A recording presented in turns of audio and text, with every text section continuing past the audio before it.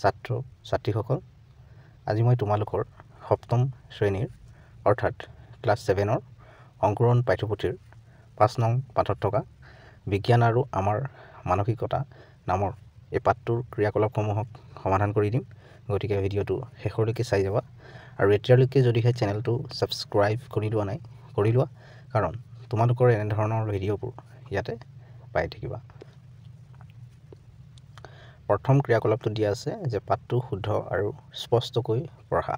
তো তোমালোকে পাঠটো পঢ়োঁতে শুদ্ধকৈ আৰু স্পষ্টকৈ পঢ়িবলৈ যত্ন কৰিবা। 2. উত্তৰ দিয়া। ক. চিটা সম্পৰ্কে প্ৰচাৰ হোৱা উৰা বাতৰিটো কি মাধ্যমৰ যোগেদি প্ৰচাৰ হৈছিল?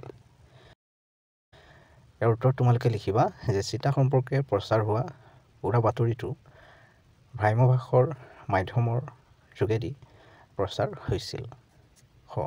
বুধবাৰে ছাত্ৰ ছাত্ৰীসকলে কিয় বিদ্যালয়লৈ অহা নাছিল? ইয়াৰ উত্তৰ তোমালোকে লিখিবা যে বুধবাৰে ছাত্ৰ ছাত্ৰীসকলে চিটা লোৱাৰ ভয়ত বিদ্যালয়লৈ অহা নাছিল। গ. বিদ্যালয়লৈ চিটা সম্পৰ্কে সবিশেষ জনাবলৈ কোন আহিছিল?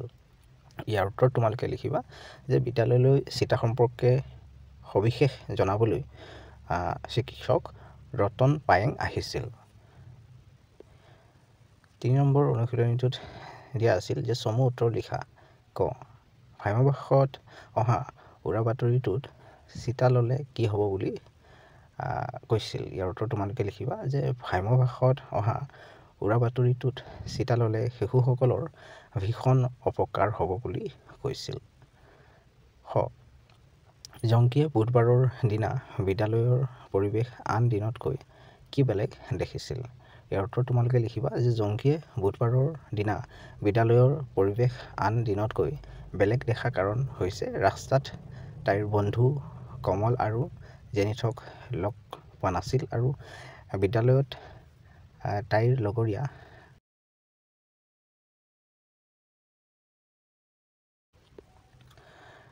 গত দিয়া আছিল সংক্ৰামক ৰোগ আৰু প্ৰতিৰোধ ক্ষমতাৰ বিষয়ে চিকিৎসকগৰাকীয়ে কি কৈছিল?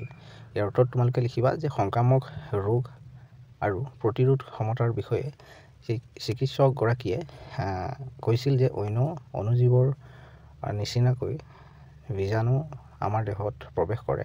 কিছুমান শক্তিশালী বীজাণুৱে পলিঅ', জলাতংক, ইনফ্লুৱেঞ্জা, হেপাটাইটিছ আদি ৰোগৰ সৃষ্টি কৰে। সেইবোৰ বীজাণুৱে মানুহৰ দেহৰ ৰোগ প্ৰতিৰোধ ক্ষমতা সহজে হ্ৰাস কৰে। চিটা প্ৰয়োগ কৰি এই ভয়ানক বীজাণুবোৰৰ সংক্ৰমণ ৰোধ কৰিব পাৰি। উপযুক্ত সময়ত শৰীৰত চিটা প্ৰয়োগ কৰি আমাৰ শিশুসকলৰ ৰোগ প্ৰতিৰোধ কৰাৰ ক্ষমতা সৃষ্টি কৰাটো অতি প্ৰয়োজন। তাৰ পাছৰ প্ৰশ্নটোত দিয়া আছিল যে উৰা বাতৰিটোৱে কিদৰে ৰতনপুৰ গাঁৱৰ পৰিৱেশ সলনি কৰিছিল? ইয়াৰ উত্তৰ তোমালোকে লিখিবা যে উৰা বাতৰিটোৰ বাবে ৰতনপুৰ গাঁৱৰ সকলোবোৰ মানুহে ভয় খাইছিল। চিটা ল'লে ল'ৰা ছোৱালীবোৰৰ অপকাৰ হ'ব পাৰে বুলি ভাবি তেওঁলোকে নিজৰ ল'ৰা ছোৱালীবোৰক স্কুললৈ যাবৰ বাবে অনুমতি দিয়া নাছিল। প্ৰধান শিক্ষক মহোদয়ে চিটাৰ বিষয়ে জনাবলৈ কি ব্যৱস্থা গ্ৰহণ কৰিছিল? ইয়াৰ উত্তৰ তোমালোকে লিখিবা যে প্ৰধান শিক্ষক মহোদয়ে চিটাৰ বিষয়ে জনাবলৈ চিকিৎসকগৰাকীৰ সৈতে আলোচনা কৰি সিদিনাখনেই আবেলি পৰত বিদ্যালয়ৰ চৌহদত এখন জৰুৰী সভা অনুষ্ঠিত কৰাৰ ব্যৱস্থা গ্ৰহণ কৰিছিল। তাৰ পাছৰ ক্ৰিয়াকলাপটো দিয়া আছিল যে উদাহৰণত দেখুওৱাৰ দৰে শব্দৰ লগত অৰ্থ মিলোৱা। ইপিনে দিয়া আছে শব্দ, ইপিনে অৰ্থ। প্ৰথমতে আমাক এটা মিলাই দিয়া আছিল হাট, মানে নিৰ্দিষ্ট দিনত বহুত মানুহ গোট খাই কিনা বেচা কৰা ঠাই, যাক আমি বজাৰ বুলি কওঁ। তেনেকৈ এটা মিলাই দিয়া আছিল, বাকীবোৰ আমি মিলাব লাগিছিল। মই ইয়াতে মিলাই দিছোঁ, তোমালোকে লিখি ল'ব পাৰিবা। ঠিক তেনেদৰে ছেকেণ্ড ৱৰ্ডটো আছিল প্ৰাংগণ। প্ৰাংগণ মানে ইয়াৰ অৰ্থ হ'ব চোতাল, চোতালক প্ৰাংগণ বুলি কোৱা হয়।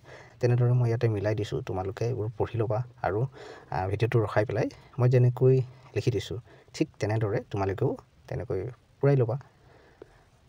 5 নম্বৰ ক্ৰিয়াকলাপটো দিয়া আছে যে শংকৰ তুমি এতিয়াও বিদ্যালয়লৈ যাবলৈ সাজু হোৱা নাই কিয়? কথাষাৰ কোনে, কাক আৰু কিয় কৈছিল? এইটো আমি লিখিব লাগে। ইয়াৰ উত্তৰ তোমালোকে লিখিবা যে উক্ত কথাষাৰ জংকীয়ে সহপাঠী মানে একেলগে পঢ়া শংকৰক কৈছিল। জংকীয়ে বিদ্যালয়লৈ গৈ খেলপথাৰ শ্ৰেণীকোঠা আদি ক'তো নিজৰ লগৰীয়াবোৰক নেদেখি বিদ্যালয়ৰ ওচৰতে থকা সহপাঠী শংকৰৰ ঘৰ পালেগৈ।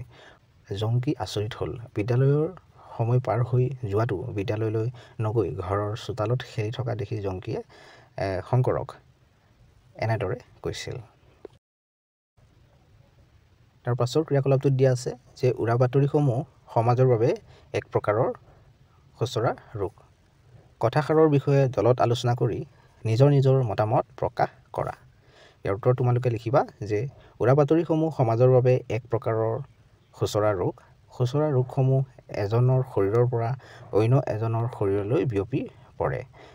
ঠিক একেদৰে উৰা বাতৰিবোৰো এজন লোকৰ কাণৰ পৰা আন হাজাৰজন লোকৰ কাণলৈ বিয়পি পৰে। খুচৰা ৰোগসমূহে যেনেধৰণৰ প্ৰতিক্ৰিয়াৰ সৃষ্টি কৰে ঠিক তেনেদৰেই উৰা বাতৰিসমূহেও মানুহৰ ভীষণ অপকাৰ কৰে আৰু কেতিয়াবা এই উৰা বাতৰিসমূহৰ ফলতেই মানুহৰ মাজত আতংকৰ সৃষ্টি হয় বা কেতিয়াবা বহু লোক মৃত্যুৰ মুখত পৰিবলগীয়া হয়। 7 নম্বৰ ক্ৰিয়াকলাপটোত দিয়া আছে যে তলৰ বাকচত দিয়া শব্দকেইটাৰে বাক্য ৰচনা কৰা। ইয়াতে শব্দকেইটা দিয়া আছিল দলং, ৰং, কলং, শিং। প্ৰথমতে দলং শব্দটোলৈ লিখিবা যে দলংখন বহু দিনৰ। তাৰপিছত কলং, কলং এখন নদীৰ নাম। শিং, শিং নথকা গৰুক লামোৱা বোলে। ৰং, ল'ৰা ছোৱালীবোৰে পথাৰত ৰং মনে খেলি আছে। তেনেদৰে তোমালোকে লিখি দিবা।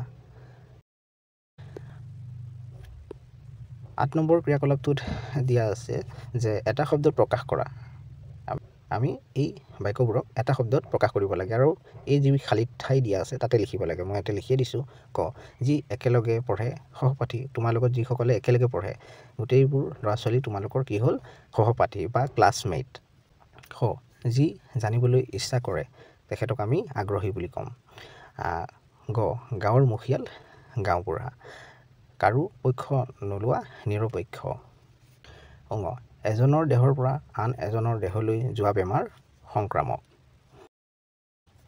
9 নম্বৰ ক্ৰিয়াকলাপটো দিয়া আছে যে বিপৰীতাৰ্থক শব্দ লিখা। এইবোৰৰ অৰ্থবোৰ আমি লিখিব লাগে। বিপৰীত অৰ্থ, আৰম্ভ, সামৰণি। আৰম্ভ মানে জাষ্ট ষ্টাৰ্ট হৈছে, আৰম্ভ হৈছে, আৰু সামৰণি মানে শেষৰখিনি সময়। তেনেকৈ বাট, অবাট, উপস্থিত, অনুপস্থিত, দিন হ'লে ৰাতি, অপকাৰ, উপকাৰ। তো মৰমৰ ছাত্ৰ ছাত্ৰীসকল, ভিডিঅ'টো ইয়ালৈকে আছিল। তোমালোকৰ অংকুৰণ পাঠ্যপুথিৰ অন্য পাঠবোৰৰ ক্ৰিয়াকলাপসমূহৰ ভিডিঅ'বোৰৰ লিংকবোৰ এই ভিডিঅ'টোৰ তলতে পাই যাবা। ইয়াতে ক্লিক কৰি চাই ল'ব পাৰিবা। আৰু এতিয়ালৈকে যদিহে চেনেলটো ছাবস্ক্ৰাইব কৰি লোৱা নাই কৰি লোৱা, কাৰণ তোমালোকৰ এনেধৰণৰ ভিডিঅ'বোৰ ইয়াতে পায়ে থাকিবা।